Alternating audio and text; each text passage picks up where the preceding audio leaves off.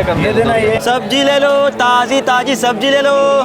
7 रुपए जुड़ी पालक, 10 रुपए पाव भिंडी। भाई साहब कहिए, चाहिए कुछ? नहीं चाहिए। सब्जी चाहिए क्या? सब्जी एकदम ताजी सब्जी है। अरे भाई जी इधर देखिए ना, एकदम ताजी सब्जी, ताजी। कितने हुए? 100 रुपये साहब। लीजिए साहब। एक काम करो, ये दोनों बैग रखो, मैं 1 मिनट में आता हूँ, ध्यान रखियो। जी साहब। सब्जी ले लो, सब्जी ताजी ताजी सब्जी ले लो। देखिए 10 रुपए पाव भिंडी। साहब कुछ चाहिए क्या? बहन जी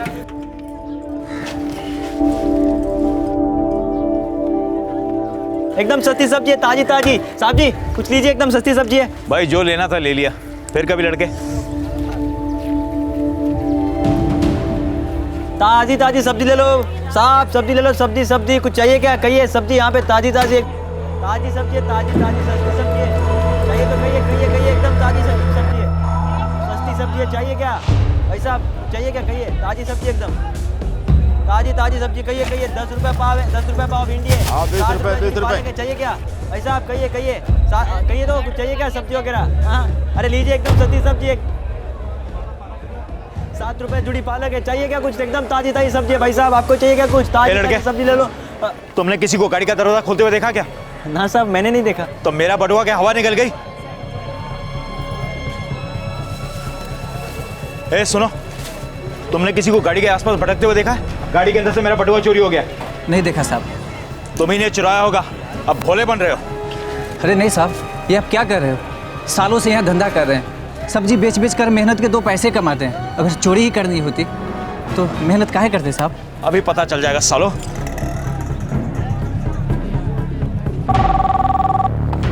नमस्कार, अमर कॉलोनी पुलिस थाने। मैं जेसीओ शर्मा बोल रहा हूँ, ओखला मंडी से। एक चोरी का केस दर्ज करना है। पूरा नाम बताइए, पूरा पता बताइए। JCO Devendra Sharma, 17th engineering core, पता है गौतम विहार, 132/34। मैं यहाँ ओखला सब्जी मंडी आया था सब्जी खरीदने। मेरी गाड़ी से मेरा बटुआ चोरी हो गया है। आपके बटुए में क्या क्या था जेसीओ साहब? अब बटुए में पैसे ही थे। कितने पैसे थे? तकरीबन 200 रुपए, 2 100 के नोट और 3 क्रेडिट कार्ड। आपका मोबाइल नंबर दीजिए। 98।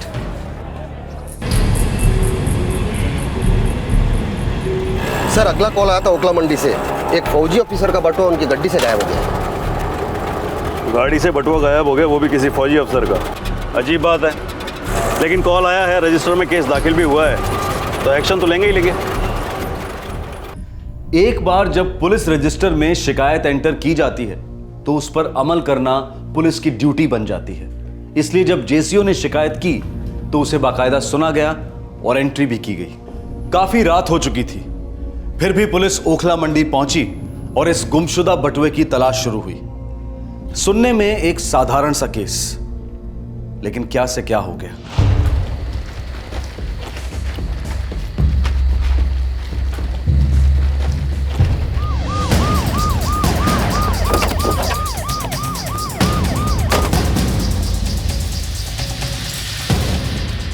आज शाम को कोई बटुआ चोरी होता है यहाँ से? हाँ साहब, एक आदमी बहुत बवाल कर रहा था कि मेरी गाड़ी में से बटुआ चोरी हो गई। गाड़ी कहाँ खड़ी थी? सर सामने खड़ी थी। घनश्याम, जी सर। सारे सब्जी वालों को राउंड अप करो, सबकी तलाशी लो, कोई बचना नहीं चाहिए।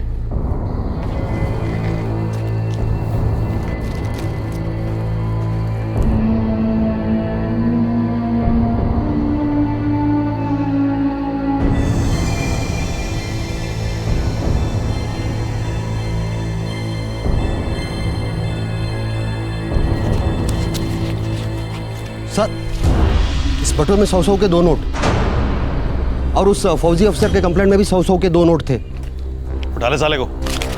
अरे साहब नहीं साहब, मैंने क्या किया है? अरे वो 200 रुपए मेरे दिन भर की कमाई है, मैंने कोई चोरी नहीं की। उस आदमी की कार यहाँ तेरे ठेले के पास भी खड़ी थी ना? जी हाँ साहब। ड्राइवर का सीट का दरवाजा तुम्हारी तरफ था? जी हाँ। तो फिर तेरे अलावा और कौन है जो गाड़ी के अंदर हाथ डालेगा? बेवकूफ समझता है हमें? गाड़ी में डाल इसको। अरे नहीं सर, अरे सच कह रहा हूँ साहब, मैंने कोई चोरी नहीं की है। अरे साहब आप समझ क्यों नहीं? अरे बात तो सुनिए मेरी। अरे साहब मैंने कोई। क्रेडिट कार्ड के साथ में क्या किया? साहब मेरा यकीन कीजिए, ये बटुआ मेरा है और ये 200 रुपए भी मेरे। मैंने कोई बटुआ नहीं चुराया। हीरो, दिन भर की तेरी कमाई 0 थी, हैं? बटुआ पड़ा हुआ देखा और हाथ मार लिया? खुदा कसम साहब, मेरी सब्जियां भी की। ये 200 रुपए मेरे दिन भर की कमाई है। तेरा मतलब है किसी 1-2 ग्राहक ने तेरे से सारी खरीदी की, हैं? और दिए तेरे को ये 2 100 के करारे नोट। कोई भी मैला पिचका हुआ 10, 20, 50 का नोट नहीं, सिर्फ ये 2 हरी 100 की पत्तियां। साहब ये तो बचे हुए हैं, ऊपर से 85 रुपए थे। कहाँ है वो? उसमें से 50 रुपए मैंने ठेले के मालिक को दिए, 20 रुपए का खाना खाया और हाँ 15 रुपए वो मंडी के हवलदार जी को हफ्ता दिया। झूठ बोलता है? हवलदार को हफ्ता दिया तूने? अम्मी कसम साहब, धंधा हो या ना हो, हर रोज मैं हवलदार जी को हफ्ता देता हूँ। एक लफ्ज भी अगर मुंह से निकाला ना तो तेरी सारी सब्जियां डंडे के साथ में हलक के नीचे घुसेड़ दूंगा। साला पुलिस को बदनाम करता है, हैं? सब्जी मंडी का कीड़ा। घनश्याम, FIR बनाओ। 379 चोरी और 411 किसी दूसरे की चीज को गलत नियत से अपने पास रख लेना है। कोर्ट में पेश करो। कीड़े की तरह रहेंगे ना तब सच बोलेगा। लेके जाओ इसको। अरे साहब मैं सच कह रहा हूँ, ये बटवा मेरा है साहब। अरे मैंने कोई चोरी नहीं की है साहब।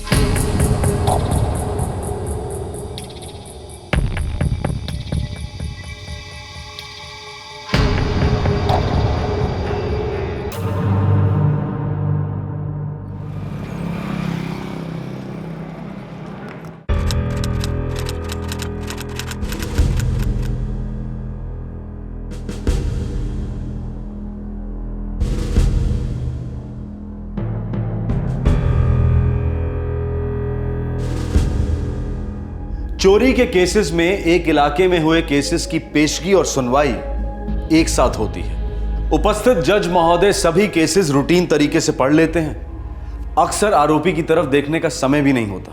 मुदस्सर के केस में FIR दर्ज की गई थी।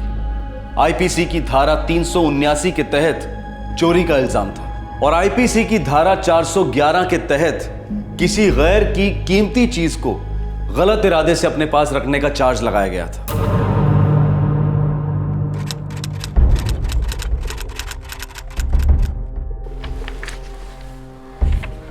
ये मुदस्सर वाला केस कल हुआ है? Yes sir. शाम तकरीबन 5:30 बजे हमारे पास में कंप्लेनेंट का फोन आया और रात 10:30 बजे हमने आरोपी को धर लिया। बड़े साहब जी, मैं हाथ जोड़ता हूँ, मुझे कुछ बोलने का चांस तो दीजिए। मैंने वो जब बोलने दिया जाएगा तब बोलना, और सिर्फ तभी बोलना। तब तक चुपचाप खड़े रहो। सर इस केस में हम चार्जशीट फाइल करेंगे सर। करो, और तब तक इसे जुडिशियल कस्टडी में ले लो। अगला केस कौन सा है?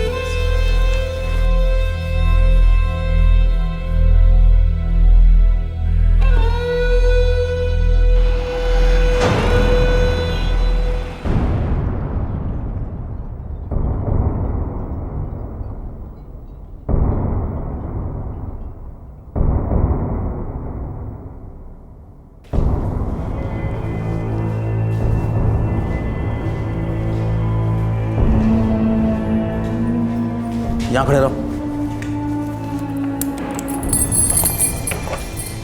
चलो।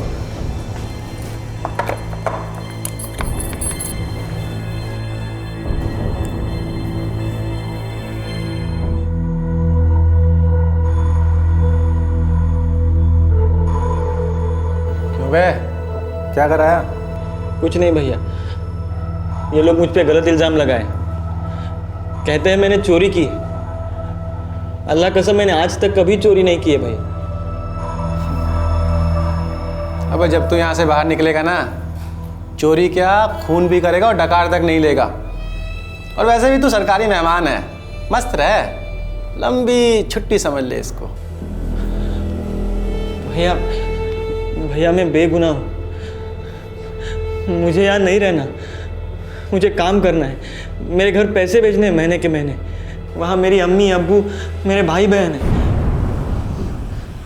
अरे मेरे भोलेनाथ, अब से ये 4 दीवारी ही तेरा घर है और हम सब हैं तेरे अम्मी अब्बू, सब कुछ। इससे पहले की जिंदगी को एक सपना समझकर भूल जा, समझा?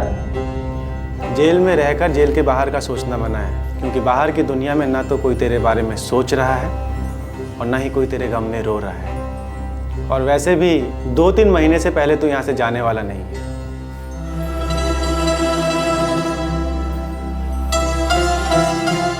आज की रात तुझे माफ़ है, पूरी टंकी खाली कर दे आंसू की, क्योंकि जेल में पहली रात सबकी इसी तरह कटती है।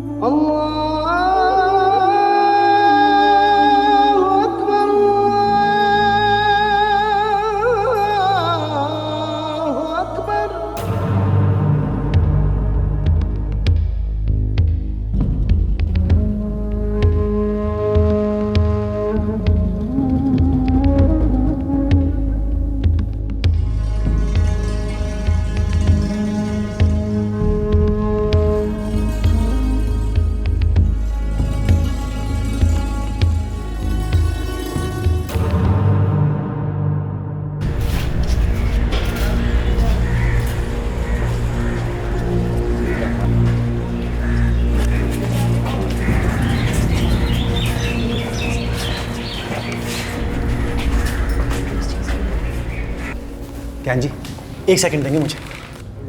मुदस्सर, उस औरत से मिल, ह्यूमन राइट्स की मेंबर है, पंख लगा सकती है तुझे। ज्ञान जी, मिला दो ना इस भाई को सिस्टर से, इसका कुछ भला हो जाएगा तो सर से बला टलेगी। सुबह शाम दिन रात बच्चों की तरह प्यूं प्यूं करके रोता रहता है, दिमाग की मैया बहन कर दिया इसने। और तुम जो जिंदगी भर अपने मैया बहन को रुलाते हो, उसका क्या? तकदीर रुलाती है साहब जी, मिलवा दो ना इस बच्चे को। ठीक है, मिलवा दूंगा।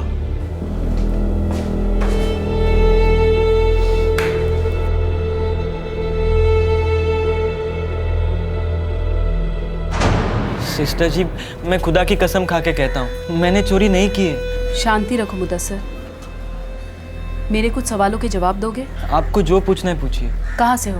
बहराइच, यूपी से। कौन कौन है वहाँ? मेरी अम्मी अब्बू, छोटे छोटे भाई बहन हैं, मैं सब में बड़ा हूँ। दिल्ली में कोई है तुम्हारा? जी नहीं।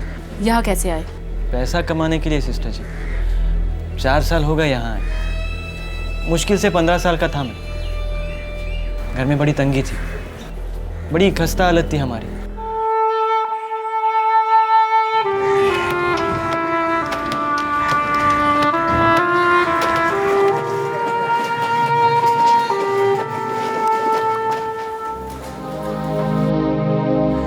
कितने बजे की ट्रेन है रे मुदस्सर बेटा? 6 बजे क्या पूछा? पर बेटा वहां तो अकेला करेगा क्या? 4 पैसे जुटाऊंगा अम्मी। यहाँ बहराइच से तो ज्यादा ही मिलेंगे ना दिल्ली में। पर दिल्ली में तुझे नौकरी देगा कौन? कोई ना कोई तो जरूर देगा अम्मी, इतना बड़ा शहर है दिल्ली। इतने बड़े शहर में जाके इतना भी ना खो जाना बेटा कि हम सबको ही भूल जाओ। अब आप ये बुरे दिन भूल जाएंगे अब्बूजान। मैं जल्द से जल्द पैसे कमा कर भेजना शुरू करूंगा दिल्ली से। बस आप अकबर और नज़मा को पढ़ाइएगा ज़रूर, इनका स्कूल मत छुड़वाइएगा किसी भी सूरत में। ये दोनों तो बड़े अफसर बनेंगे। और बेटा तेरे बिना यहाँ कैसे होगा? बहुत याद आएगी, बड़ी तकलीफ होगी। हमें जान, अरे मैं तकलीफ दूर करने के वास्ते तो जा रहा हूँ ना, और तकलीफ मुझे भी तो होगी। थोड़ा सह लेंगे, आगे के दिन बड़े अच्छे होंगे इंशाल्लाह।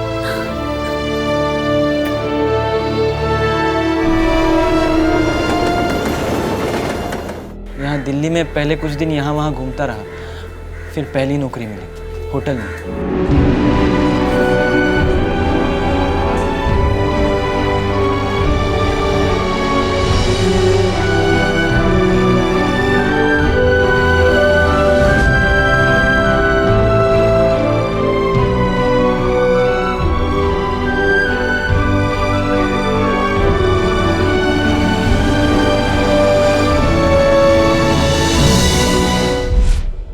एक पैसा सिस्टर, एक पैसा जोड़कर घर बेचता था। कुछ पैसे अलग से भी बचा कर रखे थे, जिससे मैंने अपनी खुद की चाय की टपरी खोली। पहले से दिल था कुछ खुद का हो, छोटा ही सही। चाय बेच बेच कर मैं ठीक ठाक कमा लेता था सिस्टर। फिर सुनने में आया कि सब्जी के धंधे में काफ़ी कमाई है। सब्जी ले लो, ताजी ताजी सब्जी ले लो। बहन जी सब्जी 7 रुपये जुड़े पालक। भाई साहब 7 रुपये।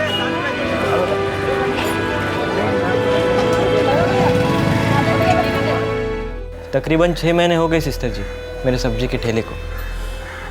बड़ा कीमती होता है ये ठेला। मालिक को किराया दो, पुलिस वालों को हफ्ता दो, मंडी में जगह के लिए म्यूनसिपलिटी वालों को, गुंडों को पैसे दो। पैसे बचाने के लिए मैं तो मंडी में ही सोने लगा था। सारी की सारी कमाई घर भेजता था। 2 महीने से वो किन हालात में होंगे क्या पता। एक तो मेरी फिक्र और ऊपर से पैसे भी नहीं। जब ये सोचता हूँ ना तो मेरी आंखें भर आती है सिस्टर। तो तुमने वो बटुआ नहीं चुराया? नहीं सिस्टर जी, मैंने नहीं चुराया। पुलिस ने जो बटुआ मुझसे छीना वो मेरा ही था। उसमें के 200 रुपये भी मेरे ही थे। अरे मैं क्यों चोरी करूँगा? 4 साल से मेहनत करके कमा रहा हूँ, तरक्की भी की। अगर चोरी ही करनी होती तो बहुत पहले की होती ना। मैं अपने अम्मी अब्बू भाई बहन सबकी कसम खा के कहता हूँ, मैंने कोई चोरी नहीं की। सिस्टर जी मैं आपके सामने हाथ जोड़ता हूँ, मुझे यहाँ से बाहर निकालिए। अगर इस बात की ज़रा सी भी भनक मेरे घर वालों को लगी तो उनकी ज़िंदगी में कयामत आ जाएगी। बिखर जाएंगे वो टूट टूट के। मुदस्सर शांति रखो, मैं तुम्हारी ज़मानत की एप्लीकेशन फाइल करूँगी और पुलिस से जाकर भी बात कर देखती हूँ, शायद कुछ हो जाए। लेकिन तुम हिम्मत मत हारना, अपने खुदा पर भरोसा रखो। देखिए मैडम, इंक्वायरी चल रही है, हम लोग जल्दी ही चार्जशीट फाइल करेंगे। 2 महीने से वो लड़का जेल में सड़ रहा है इंस्पेक्टर। कोई सड़वड़ नहीं रहा मैडम। आपके और हमारे टैक्स के पैसे जाते हैं इन क्रिमिनल्स को जेल में पालने पोसने के लिए। और वैसे भी हमें मैडम 3 महीने का समय मिलता है चार्जशीट फाइल करने का। अभी सिर्फ 2 ही महीने हुए हैं, 1 महीना और है हमारे पास में। इंस्पेक्टर 200 रुपए की चोरी का केस है, कोई आतंकवादी हमले का नहीं। ऐसी भी क्या इन्वेस्टिगेशन चल रही है, जरा बता सकते हैं आप? जी नहीं, बिल्कुल नहीं बता सकता। एक तो आपका लेक्चर सुनूं, ऊपर से आपको सारी रिपोर्ट भी दूं। और फिर मैडम, चोरी 200 रुपए की हो या 2 करोड़ की, चोरी चोरी होती है। आज अगर छोड़ दिया तो कल डाका डालेगा आप ही के घर, फिर आना रोते हुए हमारे पास में। मैं तुम्हारे पास आई थी ये सोच के कि शायद थोड़ी सी इंसानियत, वरना कॉमन सेंस काम कर जाएगा। मैं कोर्ट में अपील करूंगी।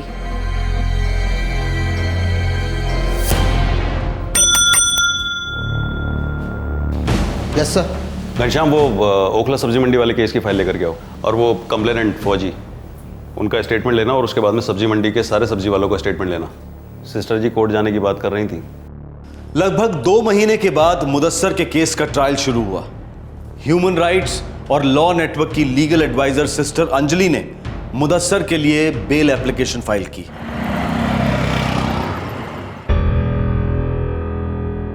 जेसीओ देवेंद्र शर्मा, आपने 100 नंबर पर फोन करके अपना पर्स चोरी होने की शिकायत दर्ज कराई थी? जी हाँ, कराई थी। तो आपका बटुआ चोरी हुआ था? जी हाँ, चोरी हुआ था। थैंक यू योर ऑनर, आप जा सकते हैं। हाँ, ये कॉल मैंने लिया था और इंस्पेक्टर साहब के साथ ओखला मंडी गया था तहकीकात करने। हमने वहाँ मुदस्सर को हिरासत में लिया, जब उसके बटुए में से हमें 200 रुपये मिले। कंप्लेनेंट जेसीओ साहब ने कहा था कि उनके चोरी हुए बटुए में 200 रुपये थे। साहब की कार मुदस्सर के ठेले से लगकर खड़ी थी और ड्राइवर सीट की तरफ का दरवाजा मुदस्सर के ठेले की तरफ था। आरोपी को स्टैंड में बुलाओ। तुम्हारा कोई वकील नहीं है? जी नहीं बड़े साहब जी।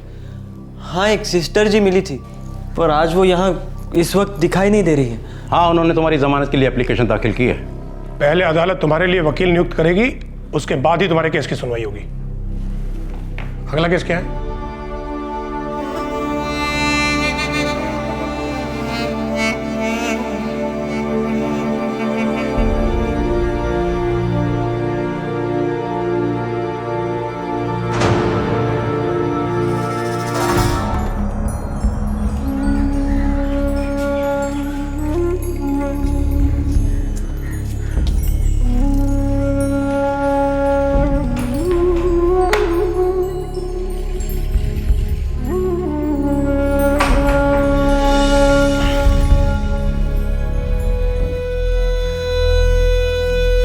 क्या हुआ मुदस्सर? वो अदालत मुझे पहले वकील देगी और फिर सुनवाई शुरू होगी। एक तो शुरू होने में टाइम लगता है, और जब एक बार सुनवाई शुरू होती है तो ख़त्म होने का नाम नहीं लेती। और इसी बीच ज़िंदगी जैसी मामूली चीज़ें गुजरती रहती हैं।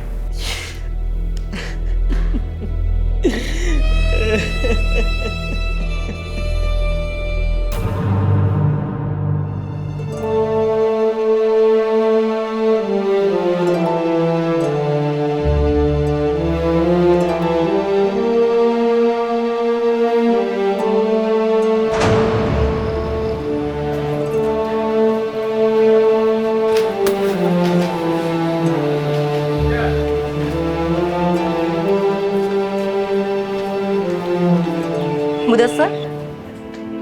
जी मैम साहब। मैं अदालत की तरफ से भेजी गई हूँ, तुम्हारी वकील हूँ। तो क्या आज मैं घर जा पाऊंगा मैम साहब जी? मैं तुम्हारी बेल एप्लीकेशन आगे करूँगी, पर पहले ये बताओ कि तुम्हारा क्या फैसला है? मेरा फैसला? मैं कुछ समझा नहीं मैम साहब जी। मुदस्सर, क्या तुम चोरी कबूल करना चाहोगे? अरे ऐसे कैसे, कुछ किया ही नहीं तो क्या कबूल करूँ? देखो, मेरा काम था पूछना, ठीक है? तुम नॉन गिल्टी प्लीड करोगे और तुम्हें ट्रायल फेस करना होगा। ये क्या होता है मैम साहब जी? मुकदमा मुदस्सर, फिल्मों में देखा होगा। सरकारी वकील ये साबित करने की कोशिश करेंगे कि तुमने चोरी की है, और हम ये साबित करने की कोशिश करेंगे कि तुमने चोरी नहीं की है।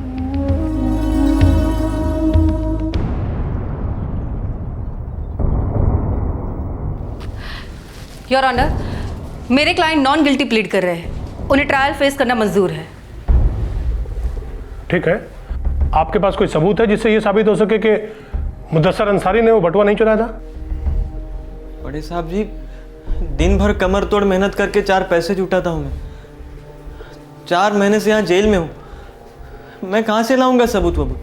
मैं बस इतना कह रहा हूँ जो मैं पहले भी कह चुका हूँ, वो जो बटुआ पुलिस के पास था वो मेरा है। उसमें से 200 रुपये मेरे दिन भर की कमाई थी। मैंने कोई चोरी नहीं की है साहब, मैं सच कह रहा हूँ। ये एफआईआर में तो लिखा कि तुमने मोबाइल फ़ोन और क्रेडिट कार्ड्स भी चुराए थे। बड़े साहब, ये क्रेडिट कार्ड क्या होता है वो तो जेल में आने के बाद पता चला मुझे।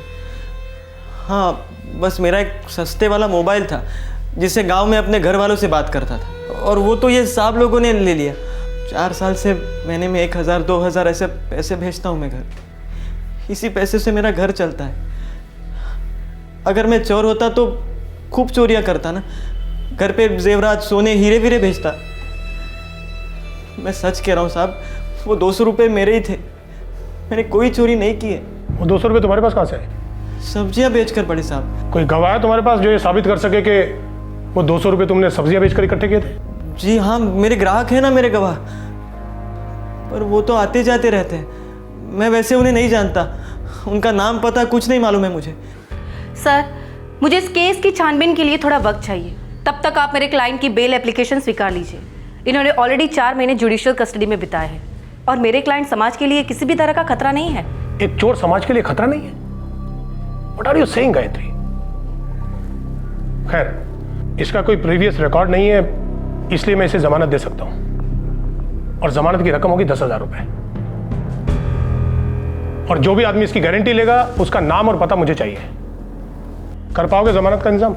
मैं कहाँ से करूँगा बड़े साहब, मैंने तो 10,000 इकट्ठा अपनी पूरी जिंदगी में नहीं देखे, और अगर होते तो कभी ऐसे आपके सामने खड़ा ही नहीं होता ना मैं। तुम जमानत का इंतजाम नहीं कर सकते, तुम्हें जमानत नहीं मिल सकती। Your bail is cancelled. अगली तारीख तक इंतजार करो। नेक्स्ट केस क्या है? बड़े साहब जी, मेरा यकीन कीजिए, मैंने चोरी नहीं की है बड़े साहब जी। मैं अपने अम्मी और अब्बू की कसम करता हूँ बड़े साहब जी, मैंने कुछ नहीं किया है। मेरी बात तो सुनिए बड़े साहब जी।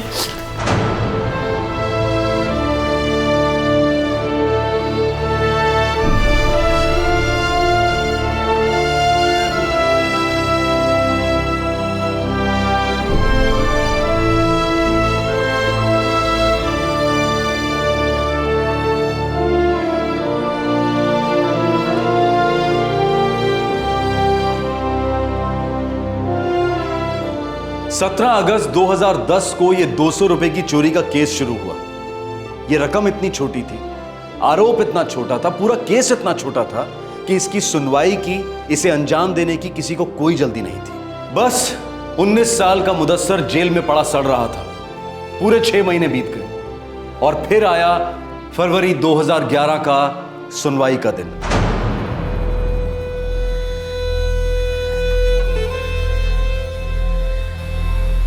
मुदस्सर अंसारी, तुम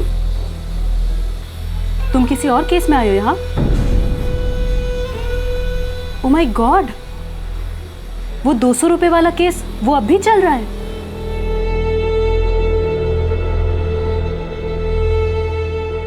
ट्रायल चल रहा है। पर बेल? जमानत की रकम थी 10,000 रुपये, मुदस्सर नहीं भर पाया, सो नो बेल। ये तो गलत है गायत्री। वो गरीब लड़का 10,000 रुपए कहाँ से लाता, वो भी 200 रुपए की चोरी के केस के लिए? ये जज के ऑर्डर्स थे, इसमें मैं क्या कर सकती हूँ? आप एक फेवर करेंगी मुझ पर? कैसा फेवर सिस्टर अंजलि? ये केस मुझे सौंप दो।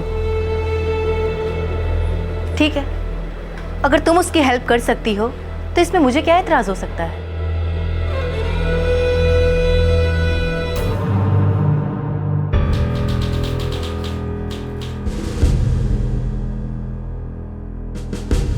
ठीक है, लेकिन आज बहुत सारे केसेस हैं सुनने के लिए। मुदस्सर अंसारी के केस की सुनवाई अगले हफ्ते सोमवार को होगी।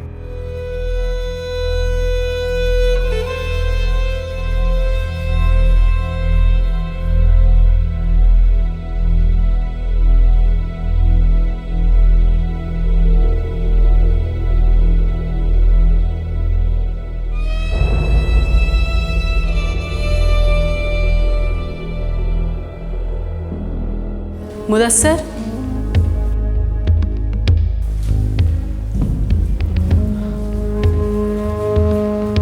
मुदस्सर, मैं तुम्हें यहाँ से बाहर निकालूंगी बहुत जल्द। तुम बस। जी सिस्टर जी, मैं शांति रखूंगा। हिम्मत नहीं हारूंगा, खुदा पे भरोसा रखूंगा।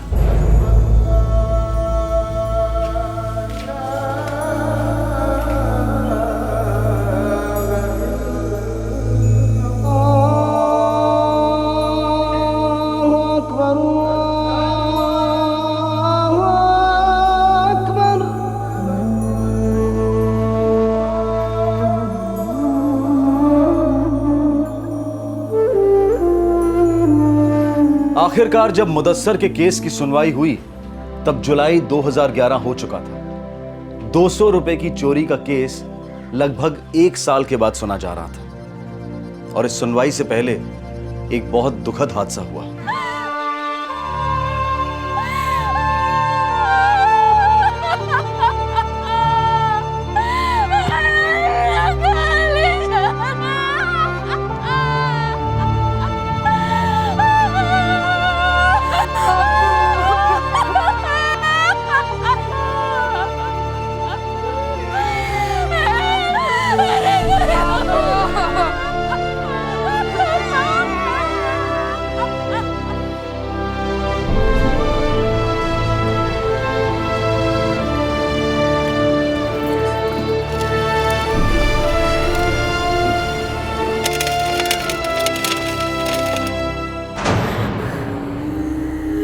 तुम्हारे अब्बू ने सही कहा था, तुम्हारा मुदस्सर भाईजान खो गया दिल्ली में, भूल गए हो हम सबको। उसके अब्बू का इंतकाल हुआ और उसने मुंह तक ना दिखाया। कभी सोचा न था कि हमारा मुदस्सर इतना खुदगर्ज निकलेगा। खाला मत निकालो ऐसे अल्फाज मुदस्सर के लिए, जरूर कोई मजबूरी होगी, किसी बड़ी मुश्किल का सामना कर रहा होगा वो। पूरा 1 साल मजर, 1 साल से 1 पैसा नहीं भेजा।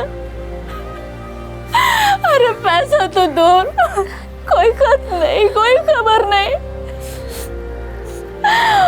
हम गांव वाले हैं, अनपढ़ है और बेवकूफ नहीं है। मुझे तो लगता है उसने जरूर कोई गलत काम किया है, इसलिए हमसे मुंह छुपा रहा है। ना खाला ना, मैं कभी मान ही नहीं सकता कि मुदस्सर कोई गलत काम करेगा। खाला मैंने सोच लिया है, मैं दिल्ली जाऊंगा। और उसी की तरह तुम भी हम सबको भूल जाओगे, खो जाओगे उस बड़े शहर की भूल भुलैया में। मैं मुदस्सर को ढूंढूंगा खाला, मैं उसे घर लेके आऊंगा।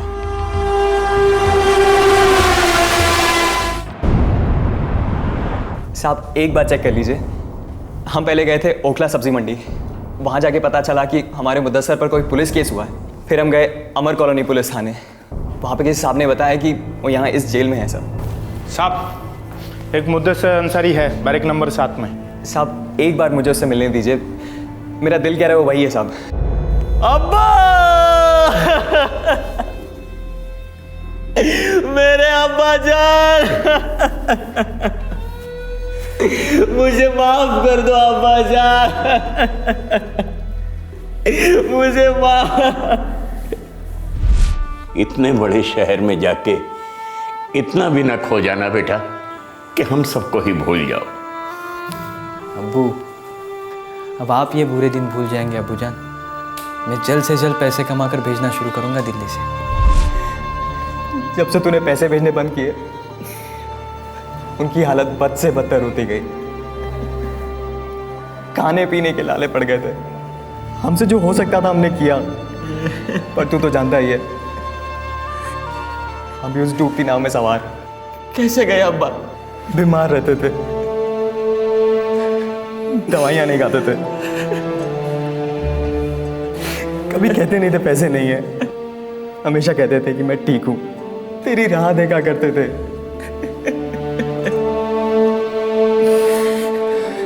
और फिर 5 दिन पहले प्यारे हो गए अल्लाह मियाँ को। अब्बू जान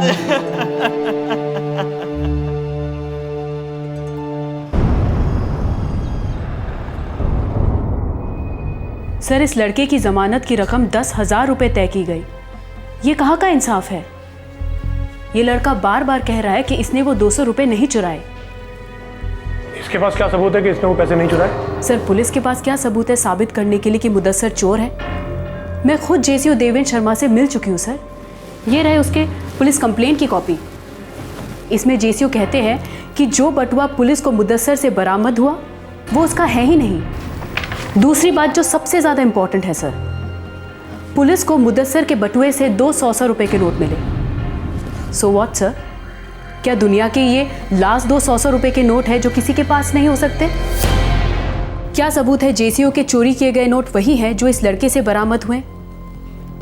क्या नोट्स के नंबर सेम है, फिंगरप्रिंट्स है, क्या है? जो भी हो, लेकिन इससे ये तो साबित नहीं होता कि वो 200 रुपए इस लड़के के हैं। सर, कानून के मुताबिक अदालत को ये साबित करना चाहिए कि मुदस्सर गुनहगार है, लेकिन यहाँ पर तो मुदस्सर अपने आप को ही बेगुनाह साबित करने पे लगा पड़ा है। सर, रहम करो इस लड़के पर। ये एक मेहनती लड़का है जिसने बड़े मुश्किल से अपने सब्जी बेचने का व्यवसाय शुरू किया है।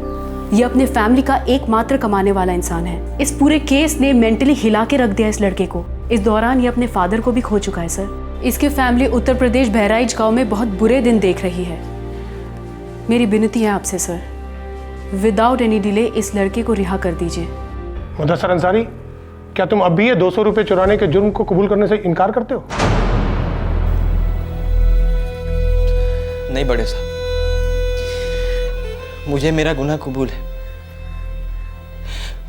वो बटुआ मैंने ही चुराया था और वो 200 रुपए भी मैंने ही चुराए थे। मैंने चोरी की थी साहब। जब से इस केस की सुनवाई शुरू हुई है, तुम्हें किसी भी तरह से धमकाया गया है, मारा पीटा गया है? तुम अब तक इस इल्जाम को कबूल नहीं कर रहे थे, अब कबूल कर रहे हो? जी नहीं साहब, मेरे साथ कोई जोर जबरदस्ती नहीं, ना ही किसी ने मुझे धमकाया है, मारा पीटा है। बस मुझे मेरी गलती का एहसास हुआ है। मैं झूठ बोलता रहा आपसे। मैंने वाकई में चोरी की है साहब। क्या तुम्हें मालूम है कि अगर तुम अपने आप को दोषी मानते हो तो इस जुर्म के लिए तुम्हें मुजरिम ठहराया जाएगा और सजा सुनाई जाएगी? अब जो भी सजा देंगे मुझे कबूल है बड़े साहब। मुझे माफ कर दीजिए और मुझे सजा दीजिए ताकि मैं मेरी सजा काट कर अपनी अम्मी और अपने भाई बहन के पास जा सकूं। उन्हें मेरी जरूरत है साहब जी, मुझे सजा दीजिए आप। आरोपी ने अपना जुर्म कबूल किया है। आईपीसी के तहत मुदस्सर अंसारी को इस जुर्म के लिए 3 महीने की सजा होनी चाहिए, लेकिन क्योंकि वो बतौर अंडर ट्रायल 11 महीने पहले ही जेल में गुजार चुका है, यह अदालत हुक्म देती है कि इसे तुरंत रिहा कर दिया जाए।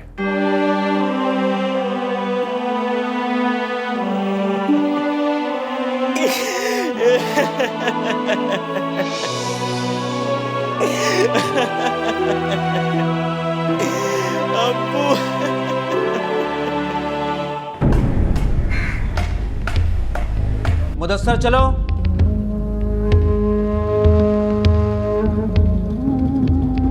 सुन मुदस्सर, इधर आ।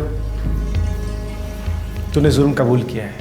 आज के बाद इस इलाके में दिखाई मत दियो, नहीं तो चोरी किसी ने भी की हो सबसे पहले तू अंदर जाएगा।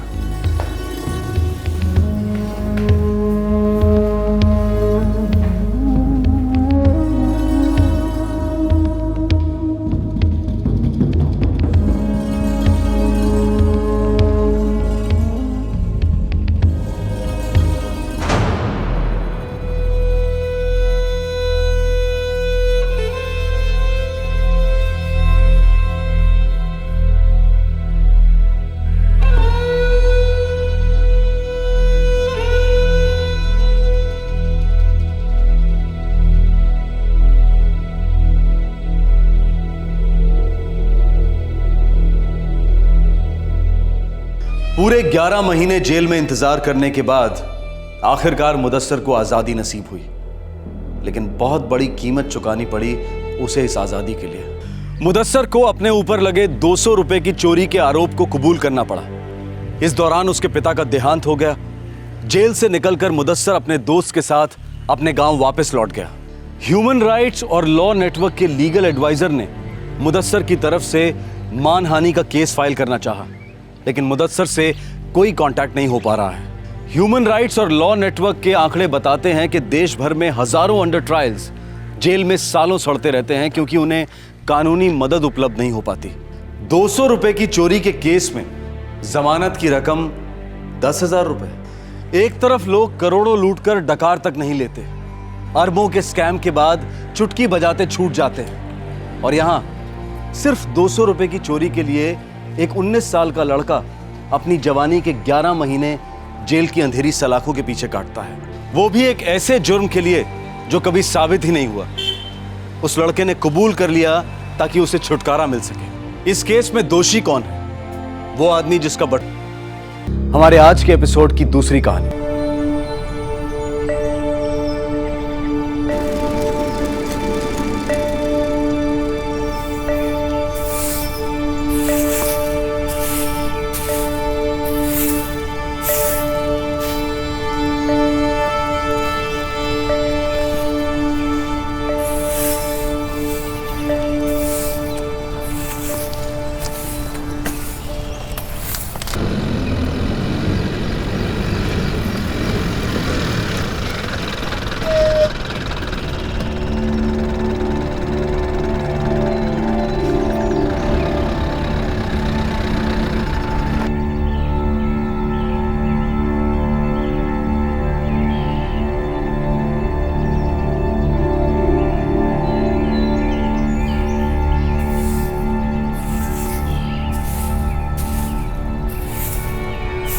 माँ, अरे मीनू, कोई खबर ही ना की। आजा। दीदी, दीदी, कैसी हो?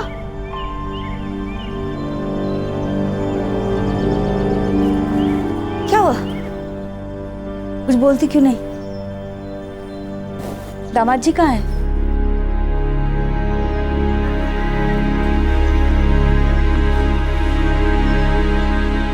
बताना क्या हुआ?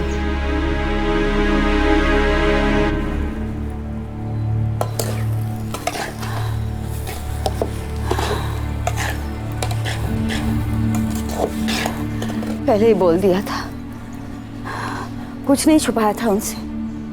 प्यार से पहले ही बोल दिया था कि इतना हमारे लिए बहुत मुश्किल है, जो है इतना है बस।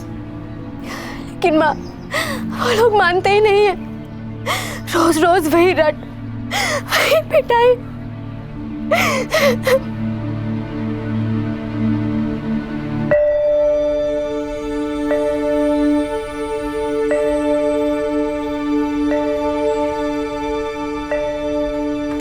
सोमेश सिंह जी, मीनू मेरे भाई की बेटी सही, लेकिन मेरे लिए सगी बेटी से कम नहीं है। शादी में कोई कसर नहीं छोड़ेंगे, आप लोग बेफिक्र रहिए।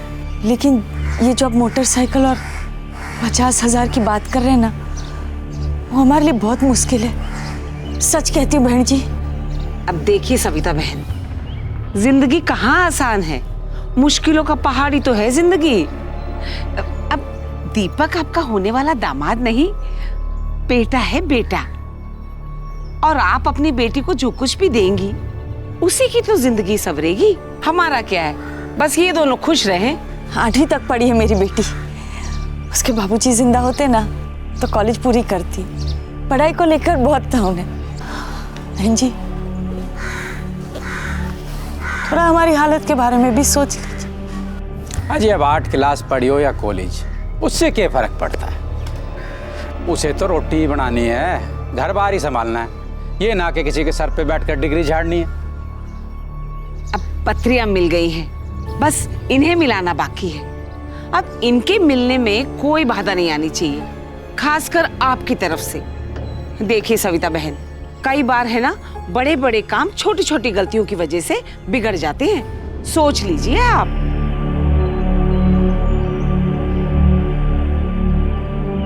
जेठ जी की मदद से मैं कुछ पैसे जुटा पाई हूँ, 25,000। वो सारे के सारे दे दूंगी, उससे ज्यादा ताकत ना है। रहम कीजिए और मत मांगिए।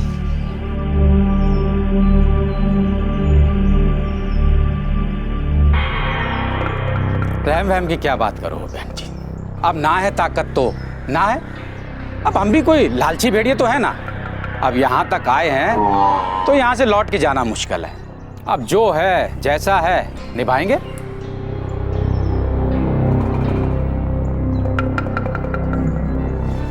लड़के वालों को एक मोटरसाइकिल और 50,000 रुपए नगद चाहिए थे, लेकिन गरीब लड़की वाले 25,000 के आगे सोच भी नहीं सकते थे। पर फिर भी लड़के वालों ने हां कहा, पर अंदर ही अंदर काफी नाखुश थे। उन्हें लग रहा था कि उनके बेटे की काबिलियत की तुलना में उन्हें बहुत कम मिल रहा है, नाइंसाफी हो रही है उनके बेटे के साथ। 7 फेरों के 9 महीने बाद भी लड़के वालों के दिल में आग सुलग रही थी। इस आग को, इस प्यास को बुझाने के लिए उन्होंने लड़की को अपनी मां के घर वापस भेज दिया। अब गरीब विधवा मां आखिर करती तो क्या करती? ये रोज रात को आते हैं, ताने मारते हैं, बुरी तरह से पिटाई करते हैं हमारी, और सास ससुर भी इनका साथ देते हैं। रोज रोज 50,000 और मोटरसाइकिल की बात निकालते हैं। मैं भी करूं तो क्या करूं? तुझे यहाँ रुकने बोलूंगी तो तेरी बहन इस घर में हमेशा के लिए रुक जाएगी, कोई ब्याह नहीं करेगा उससे।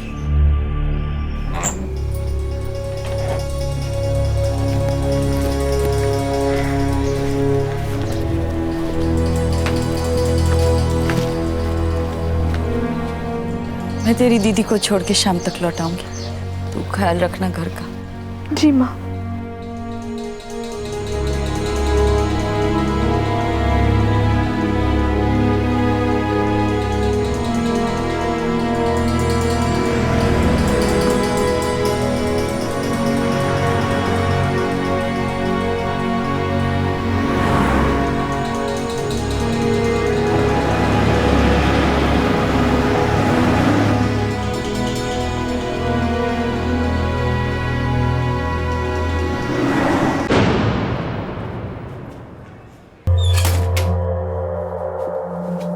नौ महीने हो चुके हैं शादी को, इतने में तो अच्छी खासी रकम जमा कर ली होगी आपने। अब ऐसा भी नहीं है कि आपकी हालत इतनी ज्यादा खस्ता है। सही कह रहे हो बेटा, कुछ पैसे जरूर इकट्ठा किए, लेकिन ये क्यों भूल रहे हो, मेरी दूसरी बेटी भी है, नीता। अरे समझण, आपके जेठ जी तो कह रहे थे कि वो आपकी बेटियों के पिता समान हैं। अब पिता का धर्म क्यों ना निभा रहे वो? इतना सा इंतजाम तो वो आराम से कर सके हैं। देखिए समधन जी, हमसे कोई बात छुपी नहीं है, हम सब जानते हैं। मीनू के पिताजी की सारी पेंशन आपके पास आती है, वो भी हर महीने। 750 रुपए समधन जी, सिर्फ 750 रुपए। आज की महंगाई में आप ही बताइए, 750 रुपए कितने दिन चलते हैं? समधन जी, हम भी इसी महंगाई के जमाने में जी रहे हैं। आपकी बेटी बहुत तंगी से गुजर रही है। अरे आप माँ होकर इतनी कंजूसी दिखाएंगी तो क्या होगा आपकी बेटी का? अरे आपका खून से अपने खून का एक एक कतरा इकट्ठा करके आपको सौंप दिया समधी जी। रहम कीजिए, मेरी बेटी पर जुल्म ना करें, अपनी बेटी समझ कर रखिए उसे।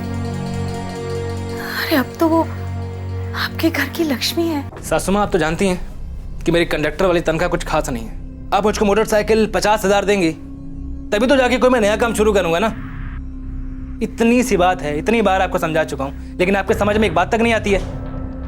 मैं कुछ बनूंगा तभी जाके असल में ये लक्ष्मी बनेगी ना, वरना बस नाम की लक्ष्मी किसे चाहिए। अच्छा, चलता हूं।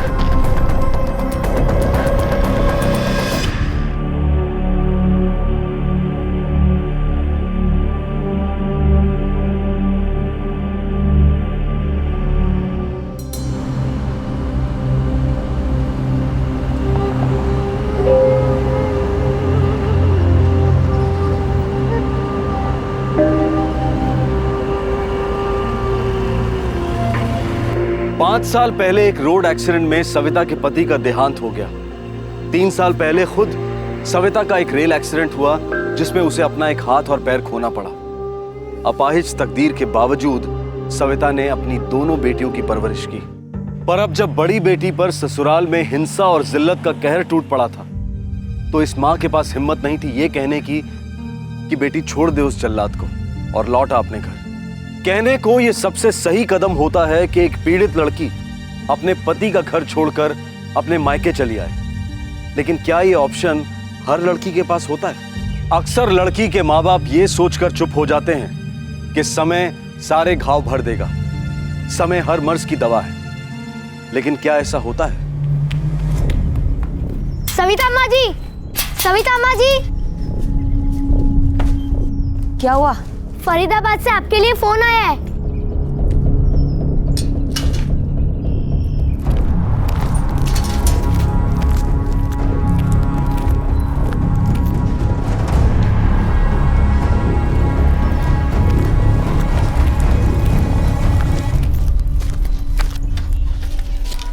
हेलो हेलो, सविता जी बोल रही हैं? जी। समधन जी, मैं दीपक का चाचा। नमस्ते जी, कैसे हैं भाई साहब, सब खैरियत? जी ना, आप फौरन दिल्ली के लिए रवाना हो जाइए। क्यों, क्या हुआ? मेरी बेटी तो ठीक है ना? मीनू का एक्सीडेंट हो गया है सविता जी। हे भगवान, एक्सीडेंट कैसे? मुझसे बात करवाइए। देखिए, आप जल्दी से जल्दी सफदरजंग अस्पताल पहुंच जाइए। वो खाना बना रही थी बहू, थोड़ा जल गई है।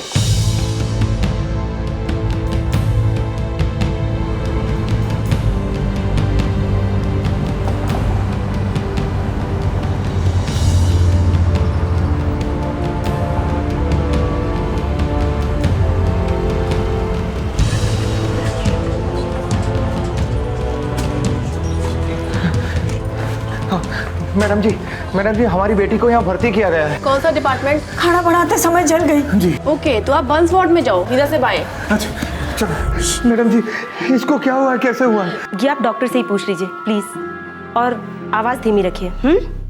2 घंटे पहले एडमिट हुई आपकी बेटी। नर्स बता रही थी कि जिन लोगों ने उसे यहाँ लाया वो तो तुरंत भाग खड़े हो गए, इलाज का बिल तक नहीं बना, कुछ नहीं, बस चले गए। पर ठीक तो हो जाएगी ना मेरी मीनू?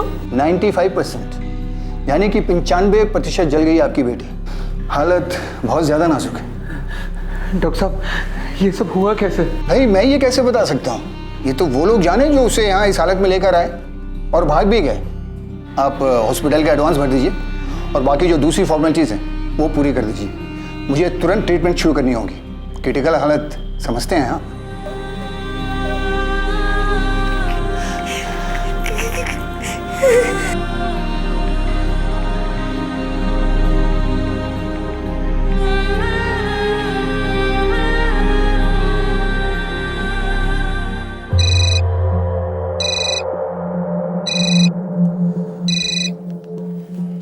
हेलो दीपक बेटा, मैं मेनू का ताऊ बोल रहा हूँ। हाँ कहिए, क्या बात है? बताओगे तो तुम। बेटा ये मीनू को क्या हुआ और कैसे हुआ? चाचा जी ने फोन किया तो था मीनू की मम्मी को, बताया तो है उनको सब कुछ। मैं क्या बताऊँ अब, हमेशा की तरह खाना जला दिया उसने। कुछ हुआ रसोई में, उसी को आग लग गई और क्या। दीपक बेटा, मीनू की तबीयत बहुत खराब है और ऐसी हालत में तुम उसे अस्पताल में छोड़कर चले गए, क्यों? तो और क्या करते हैं हम? देखिए, हमारा मीनू के साथ अब कोई लेना देना नहीं है। पर एक बात और सुन लीजिए, अस्पताल का जो बिल आएगा ना, वो हमारे नाम पे मत फड़वाइएगा। एक पैसा नहीं दूंगा मैं, क्योंकि जब मैंने पैसे मांगे तब तो खूब तेवर दिखाया आप सबने। और बार बार ऐसे फोन मत किया कीजिए, और भी काम होते हैं जिंदगी में। दीपक क्या कहा? जेठ जी कुछ तो बोलिए, क्या कह रहे थे दामाद जी? माँ, ताऊ जी वो 40,000 रुपये अभी देने पड़ेंगे। 40,000? 40? तुम लोग एक काम करो, तुम लोग यहीं रुको, मैं पैसे का इंतजाम करके आता हूँ।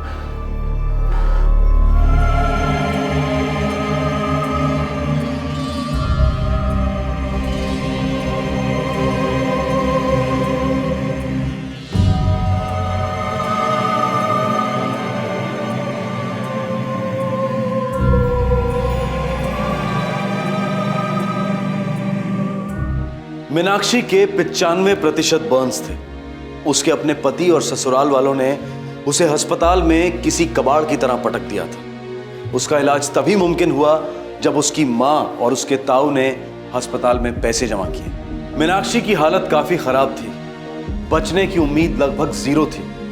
लेकिन मीनाक्षी की माँ सविता इतनी आसानी से हार मानने वालों में से नहीं थी।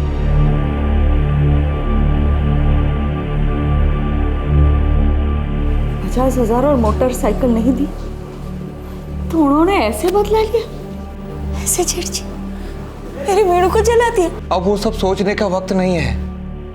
अब तो बस ये दुआ करो कि किसी तरह से हमारी मीनू की जान बच जाए। मेरी मीनू को कुछ नहीं होगा, लेकिन जिन्होंने उसके साथ ऐसा किया है ना, माता रानी की कसम, उनके साथ कुछ न कुछ होगा, बहुत बहुत बुरा होगा।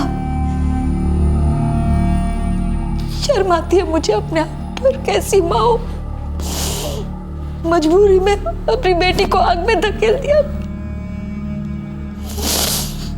लेकिन मैं उसे इस आग से निकालूंगी और उन सबको फूंक दूंगी मैं आपको।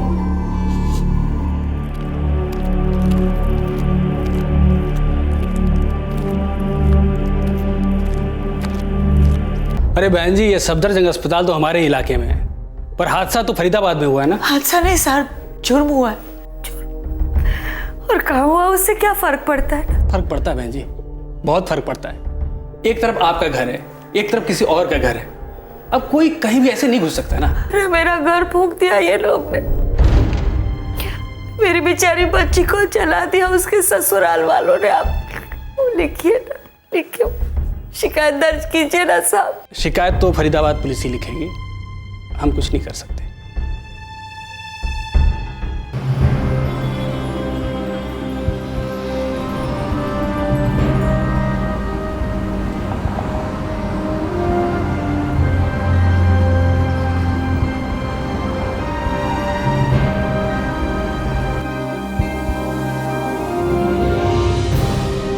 क्या कहा आपने? दीपक सिंह, भरतनगर बस्ती। हाँ साहब, उसने और उसके परिवार वालों ने मेरी बेटी को जिंदा जलाने की कोशिश की। एक मिनट। जी सर। अरे सिंह, वो जो आज हमारे यहाँ एनसी दर्ज हुई है ना, उसकी फाइल लेके आओ। Yes sir.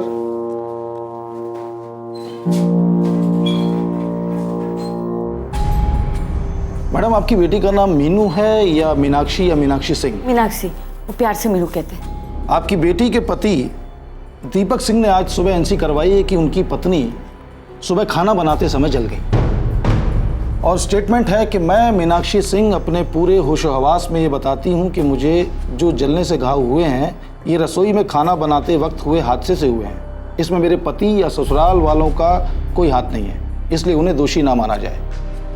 जो हुआ मेरी भूल से हुआ। मीनाक्षी सिंह। और मीनाक्षी ने अंगूठा भी लगाया डिक्लेरेशन पर। ये सब छल है। बड़ी चालाकी और धोखे से उन्होंने अपनी जिम्मेदारी और अपने पाप दोनों से हाथ धो लिए। वो सब तो मैं नहीं जानता। हमारे यहाँ एनसी रजिस्टर हुई है और मैंने आपको पढ़ के सुनाई है। अब आप सच सुनिए, उन्होंने मेरी बेटी को जिंदा जलाने की कोशिश की है। दहेज को लेकर बहुत परेशान कर रहे थे बेचारी को। तब क्या आप सो रही थी जब आपकी बेटी को दहेज के लिए टॉर्चर किया जा रहा था? तब आपने शिकायत दर्ज क्यों नहीं करवाई? तब तो आप खुद बनी बैठी रही। जब इतना बड़ा हादसा हो गया तो आप बहाना बना रही हैं दहेज का। बहाना मैं नहीं बना रही हूँ साहब, बहाने वो लोग बना रहे हैं कि मेरी मीनू खाना पकाते वक्त जल गई। तो उसने फिर इस पे अंगूठा क्यों लगाया? वही साहब मैं कह रही हूँ, मेरी बेटी अंगूठा क्यों लगाएगी?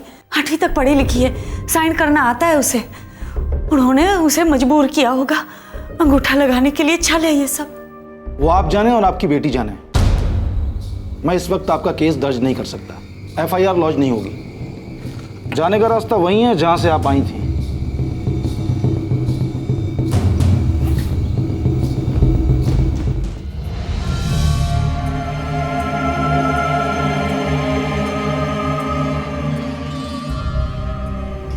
मैं आपको झूठा दिलासा नहीं दूंगा। बचने के चांसेस मान के चलिए है ही नहीं। ऐसा मत कहिए डॉक्टर साहब, सोने जैसी बेटी है हमारी, बड़ी हिम्मत वाली है वो। देखिए, मैं आपके दर्द को समझ सकता हूँ, पर मेरा काम है आपको सच बताना, सो मैंने बता दिया। वैसे हम लास्ट ट्राई कर रहे हैं, काफ़ी खून की ज़रूरत पड़ेगी। जल्द से जल्द आप ये खून का इंतज़ाम कीजिए। ये एक बहुत पेचीदा केस है। गले के नीचे पूरा बदन जल चुका है।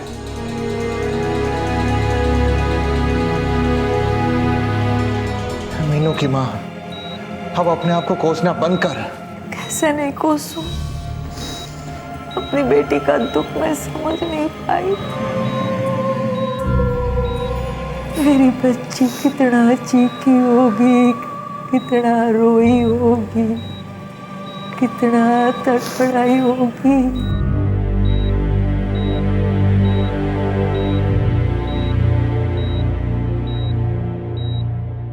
आप पेशेंट के रिश्तेदार हैं?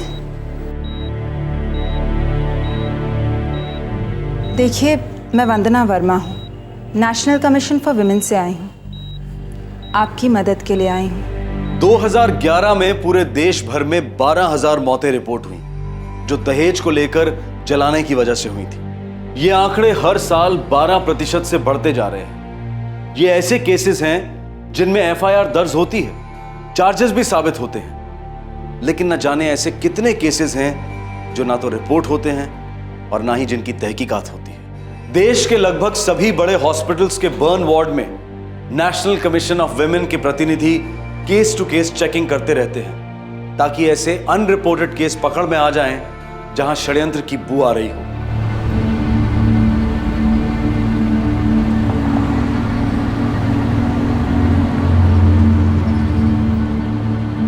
देखिए सविता जी, हिम्मत ना हारें, हम आपकी बेटी को न्याय दिलाने की पूरी कोशिश करेंगे।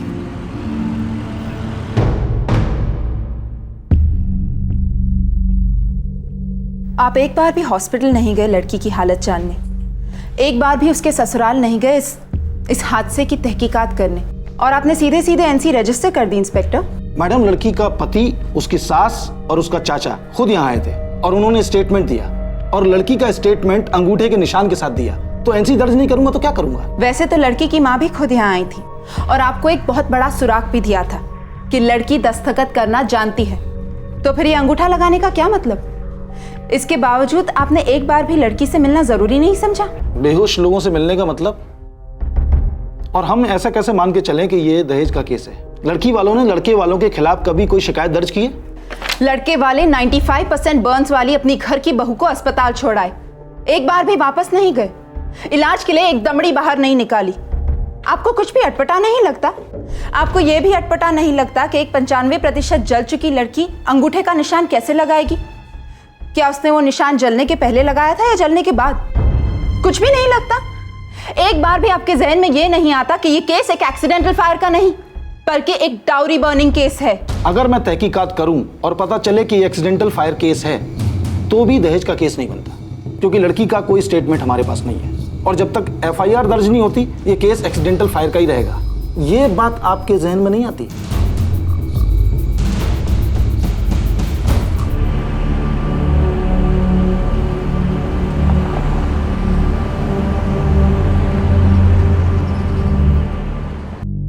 देखिए, इतना सा, सिर्फ इतना सा सुधार है हालत में, पर होश में कब आएगी ये मैं क्या, कोई भी डॉक्टर नहीं कह पाएगा। होश में आने के कई लेवल्स होते हैं। एक पुलिस को सीरियस स्टेटमेंट देने की हालत, दूर है, बहुत दूर। दूर है तो हम दूर तक चलेंगे, उम्मीद नहीं छोड़ेंगे। वंदना जी, इस केस को मैं अच्छी तरह समझ चुका हूँ। जो कुछ भी करना होगा मैं ज़रूर करूँगा, लेकिन इन सब के लिए लड़की का स्टेटमेंट ज़रूरी है। डॉक्टर का कहना है कि वो बहुत जल्द होश में आएगी। तो तब तक इंतज़ार करते हैं मैडम। मैं 24 घंटे अवेलेबल हूँ, जैसे ही होश आए जस्ट कॉल मी, चाहे कोई भी वक्त हो, I will be there. Thank you SM sir.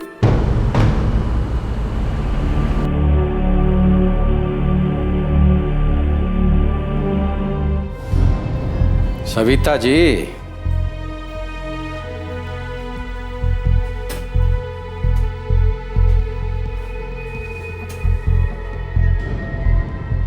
जो होया सो होया, उसे रहने दो। रे छेड़ोगी तो आग और फैलेगी।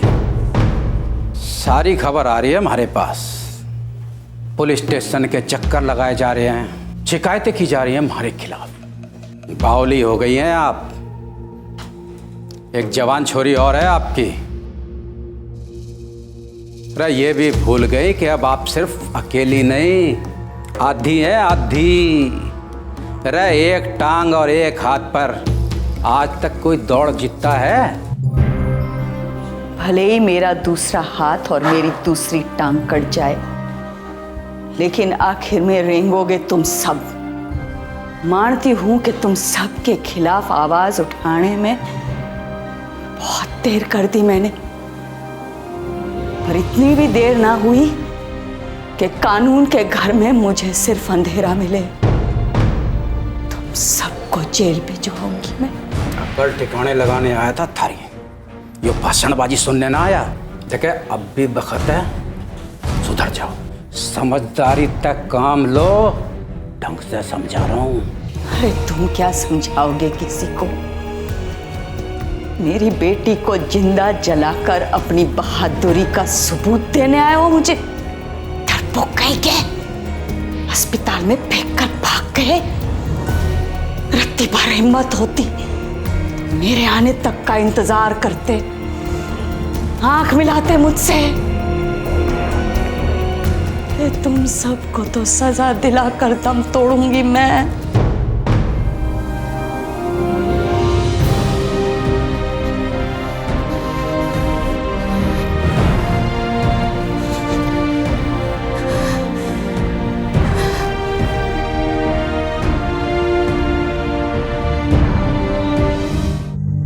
जलने के बाद पूरा 1 हफ्ता मीनाक्षी होश और बेहोशी की कगार पर तड़पती रही। 95% तक जलने के जख्मों से जूझती रही। आखिरकार आशा और उम्मीद की एक किरण नजर आई। मीनाक्षी अपना बयान देने की हालत में आ गई थी। उसने पुलिस को बताया कि उसके साथ क्या हुआ था, कैसे हुआ था और क्यों हुआ था।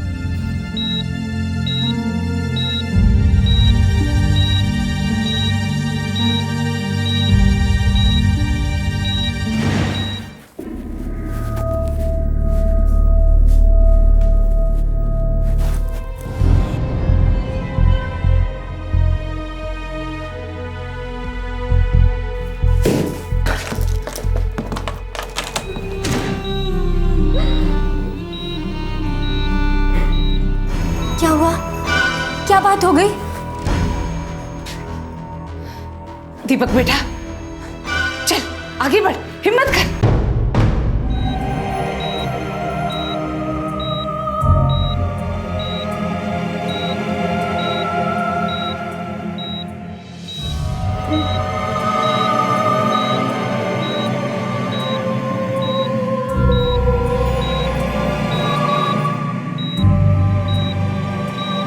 अब मैं देखता हूं लोकल पुलिस स्टेशन कैसे एफआईआर दर्ज नहीं करता। आइए।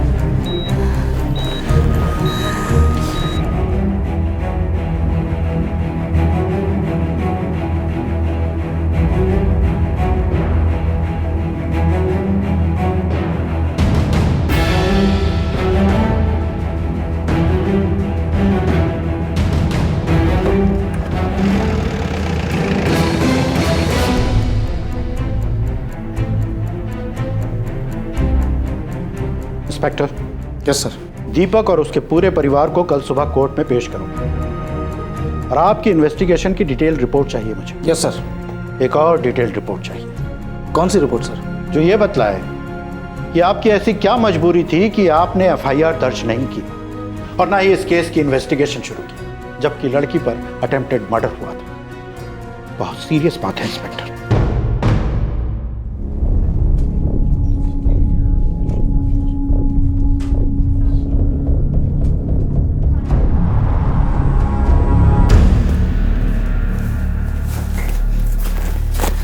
डॉक्टर साहब? देखिए, मीनू की हालत बहुत ज़्यादा ख़राब हो गई थी।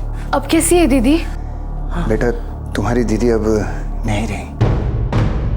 I am really sorry.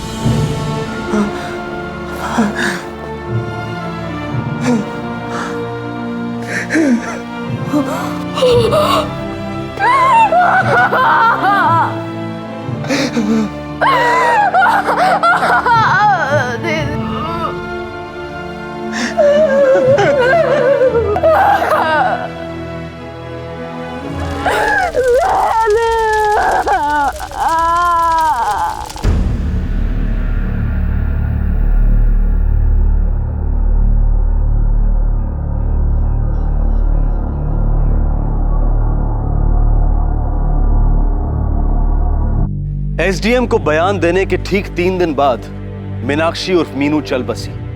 उसके पति दीपक, दीपक की मां और दीपक के चाचा पर सेक्शन 498A लागू हुआ और तीनों को हिरासत में लिया गया। फिलहाल दीपक की मां को मेडिकल ग्राउंड्स पर रिहा किया गया है, लेकिन दीपक और दीपक के चाचा अभी भी कानूनी हिरासत में हैं और केस कोर्ट में चल रहा है। मीनाक्षी की मां सविता ने इस केस को आखिर तक लड़ने का प्रण लिया है और नेशनल कमीशन फॉर विमेन ने उन्हें अपने साथ देने का आश्वासन भी दिया है। दहेज प्रथा एक कानूनन जुर्म है। सरकार की लाख कोशिशों और सख्त कानून के बावजूद मानो ये अपना आसन जमाकर बैठ गया है। हमारे समाज की नसों में लहू की तरह से दौड़ रहा है। जब भी कोई लड़का दहेज की मांग करता है तब वो दरअसल अपनी इज्जत की कीमत लगाकर उसे बेच देता है। जब कोई परिवार दहेज की मांग करता है तो वो दरअसल अपने सम्मान और अपनी गरिमा की नीलामी करता है। जब कोई लड़की दहेज देने के लिए राजी होती है तो वो अपने लिए लालच की आग में जलकर खाक होने का खतरा मोल लेती है और ये आग कई मासूम लड़कियों को बर्बादी के लपेटे में लेती जाती है। और जो परिवार दहेज देने के लिए राजी होते हैं वो अपनी बेटी के साथ साथ दूसरी कई बेटियों को दहेज की विनाशक आग में धकेल देते हैं। जब कठोर और मजबूत कानून दहेज प्रथा को नहीं रोक पाते तो क्या तीखे शब्दों का वार काम कर सकता है? शायद हाँ।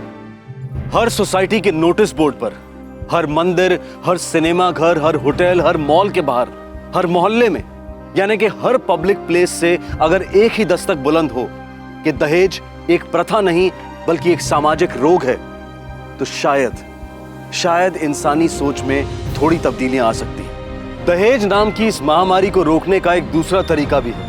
हमारे बच्चों को बचपन से यह सिखाया जाए कि दहेज एक प्रथा नहीं बल्कि एक रोग है। अगर बच्चों के स्कूल की टेक्स्ट बुक्स के द्वारा उन्हें दहेज के बारे में आगाह किया जाए तो शायद दहेज के खिलाफ लड़ाई में फतेह हासिल हो सके। शायद एक ऐसी नई पीढ़ी तैयार हो सके जो दहेज प्रथा को हर रूप में नकार दे। हम अपने बच्चों को ईश्वर और अच्छे नैतिक मूल्यों के बारे में सिखाते हैं, लेकिन हम उन्हें बुरे मूल्यों और हैवानियत से आगाह क्यों नहीं कराते? क्राइम पेट्रोल में हम बार बार बच्चों की सही एजुकेशन के माध्यम से बदलाव लाने की सोच पर जोर देते हैं। हमारा इस बात पर दृढ़ विश्वास है कि हम जो बीज बोएंगे वैसा ही फल पाएंगे। तब और सिर्फ तब हम एक ऐसे समाज की कल्पना कर सकते हैं जहां पर होता है, चलता है ऐसे शब्द सुनाई नहीं देंगे। आपसे फिर मुलाकात होगी क्राइम पेट्रोल दस्तक के अगले एपिसोड में। तब तक अपना ख्याल रखें, सुरक्षित रहें। जय हिंद। इस तरह के और भी एपिसोड देखने के लिए हमारे चैनल को सब्सक्राइब करें और बेल आइकन दबाना ना भूलें।